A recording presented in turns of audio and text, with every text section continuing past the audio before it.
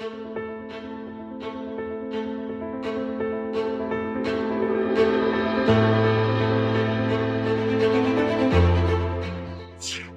to Magnetic Minds Academy. My name is Doug Boyd, and I'm here with my co-host James Carlisle.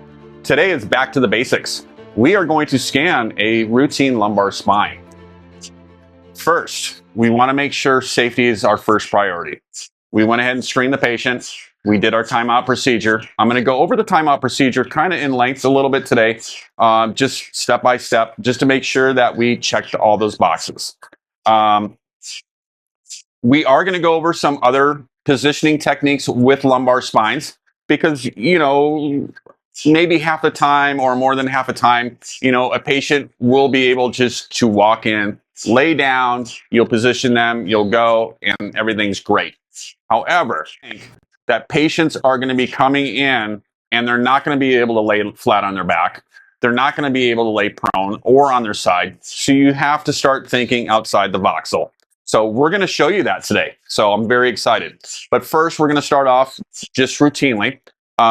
Patient is supine. So first thing we want to do, we want to make sure the earplugs are in, which they are. Okay. What I like to do is I like to add a little bit more protection, and that's by using these headphones. So even though the earplugs are good, the headphones reduces the decibel range between another 12 to 14. So again, it's just me. I like to do it where I was trained, and of all the centers that I know, a lot of people use both the headphones and the earplugs. Secondly, we always want to have communication with the patient. Patient gets into trouble as we're scanning. Sometimes it's really hard for us to hear that, but if we give them the emergency ball and have them squeeze it, we know something's going on and that we need to stop the scan. It's always a good idea to check in with your patients in between each sequence. I know we get into a grind and that we have to get these patients in and out, but again, at the end of the day, it's all about patient care and safety. So we have earplugs, we have headphones, we have the emergency ball. Next thing, we want to make the patient as comfortable as possible. So I have this nifty, nice big cushion that we're going to put underneath her legs. And as we got into the room, the patient was asking for a blanket. So there's nothing wrong with that. So we got this nice, warm, comfortable blanket. We're going to make sure we cover the patient. Before I cover her all the way up, I want to show you where we landmark for the lumbar spine. Also, before I get started, I want to make sure there's no skin-to-skin contact. We don't want to cause peripheral nerve stimulation.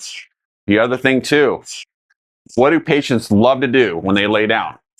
They love to cross their legs or they cross their arms. You want to make sure that their arms are down to their side and you want to make sure their legs are uncrossed. Again, peripheral nerve stimulation. We don't want to inhibit that while we're scanning. It just makes the patient more uncomfortable, and it could cause burns if we're not covering the skin to skin. So I'm going to show you guys that here in just a minute. And we are pretty much set up for the lumbar spine. What I like to do is I like to center 2 to 3 fingers above the iliac crest. So I'm going to go on the other side of the table and show you guys that as well. Be back in 1 second. All right. So again, 2 to 3 fingers above the crest. What I like to do is when I bring the patient in, I want to make sure I want to keep the light off, the laser light off. You don't want that to shine in their eyes, okay? And just getting my cushions ready here. And right before, again, when I find the landmark and I get that set up, I'll go ahead and put the blanket over and make sure that they're warm enough. Now, the one thing that you'll hear from patients, and as a technologist, I hear it all the time. Can you turn that fan off while I'm in the magnet? That fan is not for comfort, okay? That's to help dissipate the heat outside of the bore while you're scanning. So what I tell new technologists or technologists that are getting in the field, that fan must be on at all times while you're scanning. All right, So we're going to keep it nice and warm. Are you warm there? Okay. Now, when you talk to the patients and you need to start, when you're landmarking and you're going in the pelvic or the abdominal area, it's always good to communicate that with the patients. You want to build that trust factor. You don't want to be poking and prodding. You will definitely make that patient feel uncomfortable. I'm going to go ahead and put my hand here by your crest, here by your hip, and I'm going to just landmark you, okay? So you want to make sure you have that communication with the patient. So I got the crest here, and I am all set. And as you scan and get better, and you do 1,000 of these things, and you will do 1,000 MRIs of the lumbar spine in your career, you'll pretty much get an eyeball of where you want to go. But until then, again, use 2 to 3 fingers above the crest. So we're going to put her in.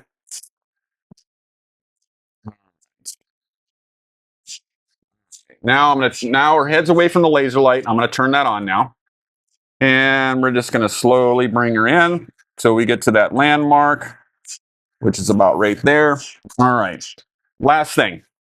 Before you put the patient in, you want to make sure that the tubing or anything is away from the table. As you can see, especially with patients that want a heavy blanket or a sheet, these sheets can get underneath the table, and actually you can cause a big error or possibly break the table. So you want to make sure that there's no obstructions, okay, before you put the patient in. So I just want to make sure that everything's tucked in, and I think we look great. And you want to check with the patient before you start, before you go out of the room. Doing okay? All right, here we go. All right. We'll see you in about 20 minutes. All right, here we go. We're going to get started. All right, everybody, we're going to go ahead and get started. We'll see you in just a few minutes.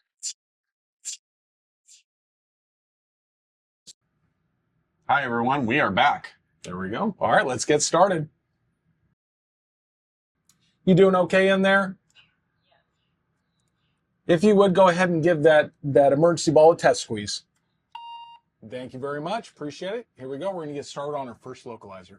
We always want to make sure that we are covering safety first. That communication I was telling you guys about while I was setting up, you want to make sure that that squeeze ball is working before you start the first scan. So as James is doing the localizer, I just wanted to go over a little bit of history on our patient. Number one, she's my wife, so I just want to say thank you. She always volunteers for us. So she's been tremendous. We appreciate it big time. Unfortunately, 23 years ago, she was in a really bad auto accident. So she was 3 months pregnant. Wow. And there was nothing really we could do at the time because they would not do an MRI.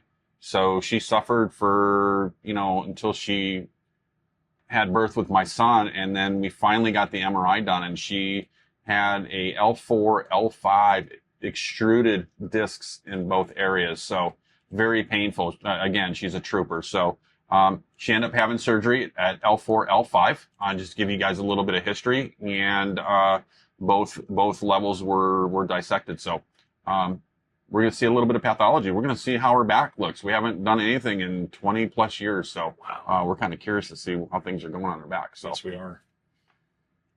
This had a second localizer set up here at this outpatient site. We're just running their standard without lumbar spine. Typically, these are adjusted for speed, but this is kind of fun for us, for Doug and I, just to jump into the mix, see what we're working with. A lot of MRI is just improving scans on the fly. So, absolutely. Yeah. And you don't know, going from center to center, one sequence might be 3 minutes and another sequence might be 60 seconds. AI is playing a big role in it as well. So absolutely. And we have this right here. This is a good localizer. And then here we actually see the spinal cord itself, which is what we're supposed to angle with. For coverage is typically T11 down to S2. We count here starting at L5, S1, 5, 4, 3, 2, 1, 12 into 11. Window leveling, we're down to about S3. I don't like the sagittals to end or start on an intervertebral disc space. And the radiologist won't like it either. You'll get an ugly phone call. The other thing too is you always want to make sure you include the conus or a third of distal conus on your lumbar spines, especially a lot of injuries, traumatic injuries that James and I have seen over the years, that the conus plays a big part of how they're going to treat that patient. Correct. Pet peeve of mine, I do like to have, doing sagittal neuros, I like to have an odd number of slices. You see here I'm at 15, and you can see I have good lateral coverage, but it ensures that I have one slice that's dead center. Dead center. Yeah. Absolutely. I'm with you. I do the same thing. Yeah. There we go. Just optimizing TR. TE is in the T2 range. We're going foot to head on our phase, which is good. There is no sat band on this, which may be preferable with the abdominal aorta right there. And we will add that real quick. The other thing too is adding a sat band can also increase SAR. If you can get away with it, obviously, you know, we don't want to heat our patients up to the point where we bring them out and they're soaking wet. So, but they're there for a purpose as well as, you know, too. So, if you're getting a patient that's a heavy breather, I use them repeatedly for those types of patients. Absolutely. Here we go. We're up and running. Doug had positioned her going head first on this study. If the patient is claustrophobic, a lot of patients will request to go feet first in. Right. On a Siemens magnet, you can do that on any magnet that you're using. With a Siemens, though, you're going to run into where it's going to tend to SAR out more quickly. And good point. Yeah, good point. And it's not because the patient weight had changed or anything like that. It's just its threshold for the SAR is going to be lowered going feet first. It's just going to default to a safer setting, so to speak. Wondering if the gradients, so like with GE and Siemens, I know GE, the amplifiers are on the side. With Siemens, the amplifiers on the bottom. Just noodling it out there for you guys. Let us know why. Yeah. That's the only thing that I can think of that comes to mind right now is where those amplifiers are sitting. So that's a really good just point. Curious. Yeah, absolutely. And as we're doing these episodes, leave your feedback. If there's something that you guys want to see in the future, let us know. Or if there's something that you guys do out in the real world that can streamline or make things more efficient or better, let us know. We are not the be-all, see-all of MRI. We are here to educate you guys on what we do and what our experience is.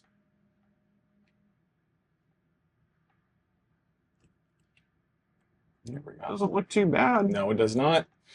Here, the next sequence began already. It is copy slices. They have here a Sag-T1 flare at this site. I don't particularly like that they don't have a stir. They're defaulting to a Sag-T2 fat sat, which accomplishes the same thing. It does. So, but typically you will run, most sites are going to be running stirs. Especially the neurorads, they love that complete fat sat where it just nulls everything, and that's, you know, something that you run the risk of running a T2 fat sat, that you're not going to get that complete fat saturation, especially you get patients that have a lot of padding in the back area. The T2 fat sats sometimes has an issue, and then you have this big bright signal in the back. Yeah. So stir, I completely agree with James. Stir is what I'm used to as well, but I'm kind of curious to see what the Sagittal T2 fat sat looks like. Same here. But her discs, I mean, amazingly, she had one of the best orthopedic spine surgeons that did her back. So, oh my gosh, the guy was just a gem. But, boy, I've seen a lot of post-ops, and it looks pretty good. It looks really good. You can see where she doesn't really have any bulging or any stenosis on the backside. Amazing. It really is. That's amazing. Wow. Usually you worry about, you know, when patients have surgery, you worry about the level above it and the level below it because physics. But I'm impressed. She'll be happy to know. She's been worried. She's been having some kind of, you know, a little bit of pain here and there. She gets it. But again, she's extremely healthy and stays in shape. Yeah. So. Here we go. This Sag-T1 flare. Flare standing for fluid attenuated inversion recovery. So that's going to effectively null out the CSF fluid around in the cord. Oh, those look great. Yeah. Wow. There it is right there. Wow, those look great. Wow. I'm going to hit stop. We're going to open up that T2 just to check its parameters. Yeah, those are impressive. I'm really happy to see that there's nothing post-operatively that's going to affect her down the road. I mean, no, actually, that's incredible. And also you got to worry about the spondylophasis too. Patients have had, they have lammies.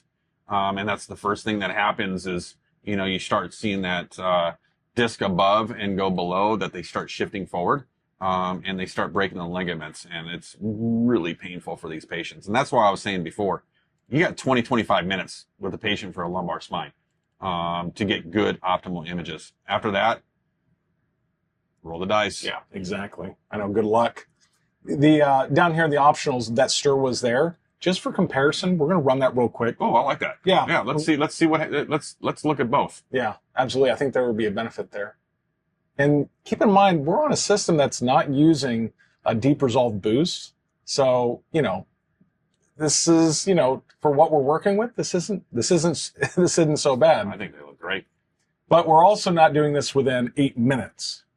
Right. Which is honestly what they're trying to push right now on these outpatient sites. It's amazing. It is amazing. 8 minutes in and out.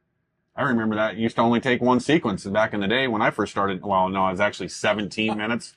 When we did a brain MRI, we did a double echo. We did a PD at a T2. Right. 17 minutes and 40 seconds, James. Jeez. One sequence. It would literally take us an hour to do a brain without contrast. And you guys that are out there that have been seasoned techs that have been around like I have for 30 plus years, you know exactly what I'm talking about. So. Well, and this is back when, before a turbo spin echo. Oh, yeah. Fast spin echo. So we're running back in the day, before my time, a traditional spin echo sequence. Yeah. That didn't come out until I think 94. Really? 95, yeah. Yeah. So. It's funny, I've seen people even go back to a traditional spin echo just to point out the difference in quality. Wow, those turned out pretty good. Yeah. That's actually T2 fat sat. Look at this, guys. These are awesome.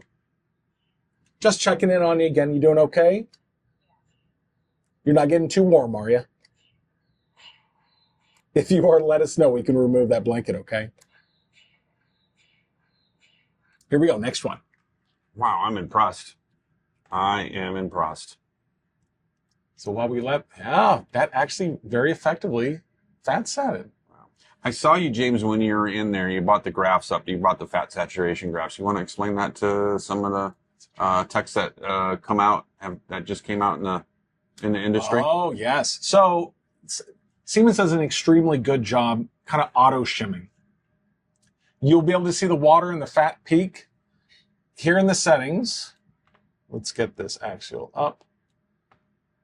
For any sequence that is fat satted, if we go to system, adjustment, we'll put confirmed frequency adjustment right there, you will get that graph and you'll be able to fine tune that peak where that's going to land. That's awesome. And if traditional GE, everyone's very used to manually setting up the shim boxes. Right. And what you can do on a Siemens, but more often than not, it does an incredible job. If you enable that, you'll have the ability to pick the more optimal peak. I know, it's pretty awesome. I know it's really important when you do breast MR. So, again, just another way to get high quality images. And looking at that T2 fat sat, if you were to tell me that was a T2 fat sat, I'd be like, no way. Because usually there's some bright signal somewhere where it didn't fat sat correctly. I'm counting here from L5 S1 up, 4, 3, 2, 1. Ideally, I like to try to get up into T12, and that's just to ensure that we get the tip or the conus medullaris. And then following that, after the conus medullaris, you're going to have the cauda equina, and that is Latin for horse's tail. Right. Yeah. So here, I prefer to get up to capture that conus medullaris. So I'll just add a little extra. Again, I don't want to end in an intervertebral disc space. Absolutely. So I'm just going to get just a little bit more. Perfect. That looks really good. Check the TR. Very nice. We're in the T2, TE range. There we go. Already hit perpendicular earlier. We're capturing all of L5S1, which is typically, you don't want to clip into that. That's a very problematic area for many patients. Yeah, those look really nice. Yeah, it does. So here, we're going to put the T2 fat set next to the stir. And I have to say, I can't really tell. I know it. If anything, the T2 fat set has a little bit better clarity, a little better resolution. The detail's phenomenal. Yeah, no, that was not a bad choice. Wow.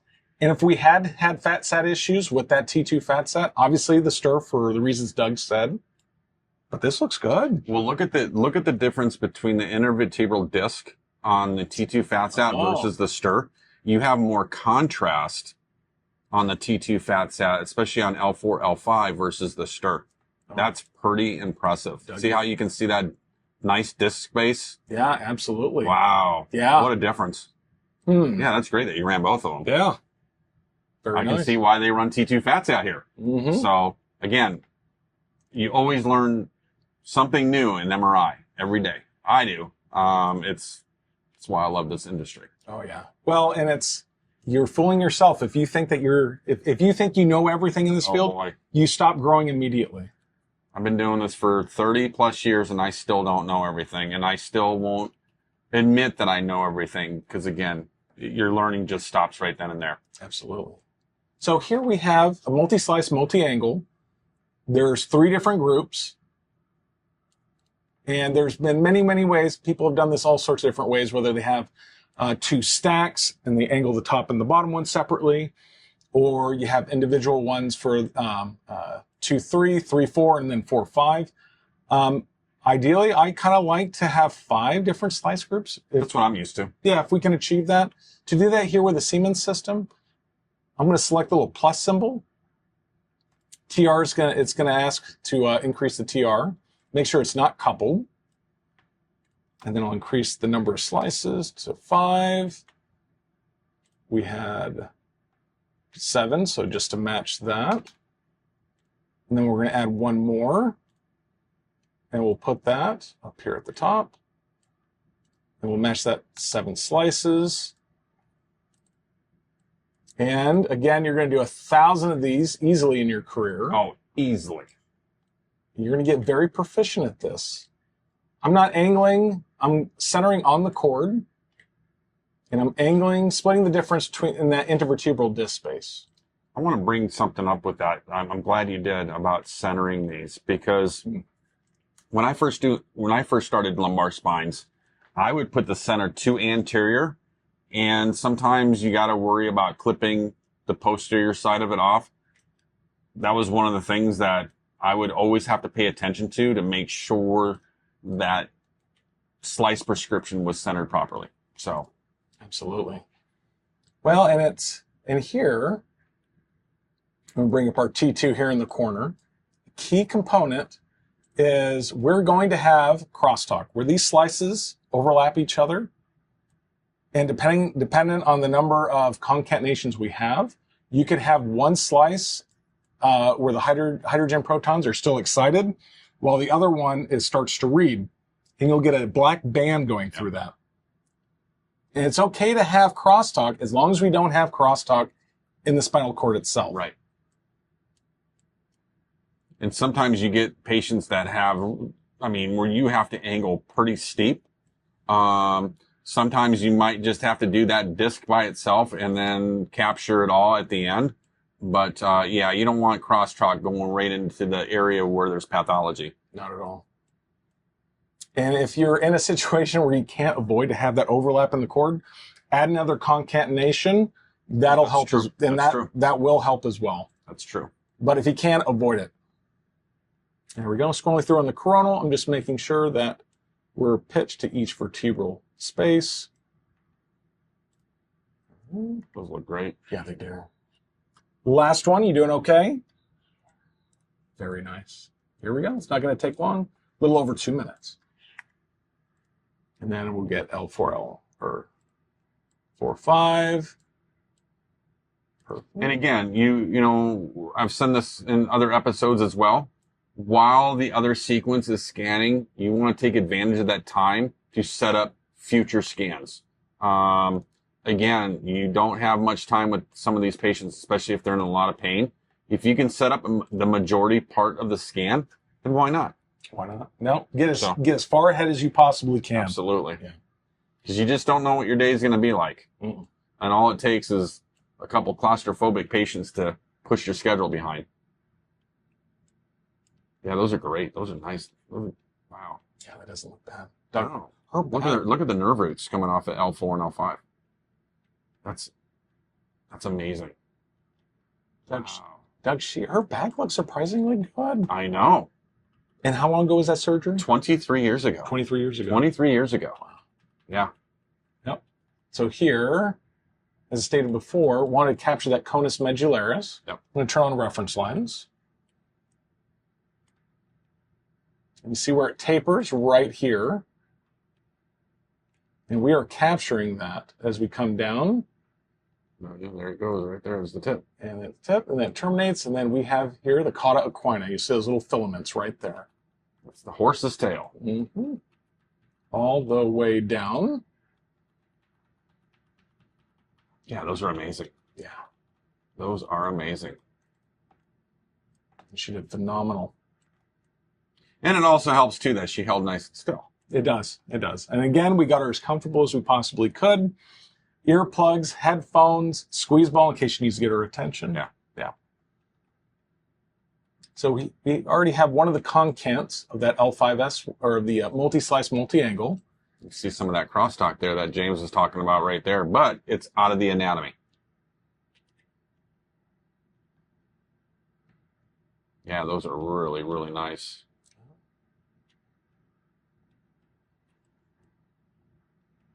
Just a little bit of stenosis, but my gosh, not bad for 23 years. No, at all. I mean, you can see the nerve roots coming off. You know, usually patients that have a huge disc or an injury in that area, there's one or both of the nerve roots that you can't see because you'll start to see them and then they just disappear into that abnormal disc. That's awesome. There we go. All right. Well, great job. Great job. We'll be in shortly. Again, we want to say thank you for joining us today. Routine lumbar spine, back to the basics. We also are going to show you guys what we did earlier, how we set up for a patient to run on their side. So in just a bit, we're going to show you guys some images on that. I just want to say thank you again. Please subscribe. Please. I want to say thank you to our sponsors. Jim Coffin from Armor, thank you so much. Radiology Today. And I also want to give a special shout out to CourseMed. After we hit 10,000 subscribers, like I said earlier, I'm going to raffle a Boyd's Comprehensive Guide to MRI. So we'll put you guys in a hat and we'll ship that out to you. And again, we have lots of cool things coming. The more subscribers we have, the more things that we're going to give out. So. Guys, please, and if you would, hit the notification icon, so that way when we release a new episode, you guys will be the first to know. Have a great day, guys. See you soon.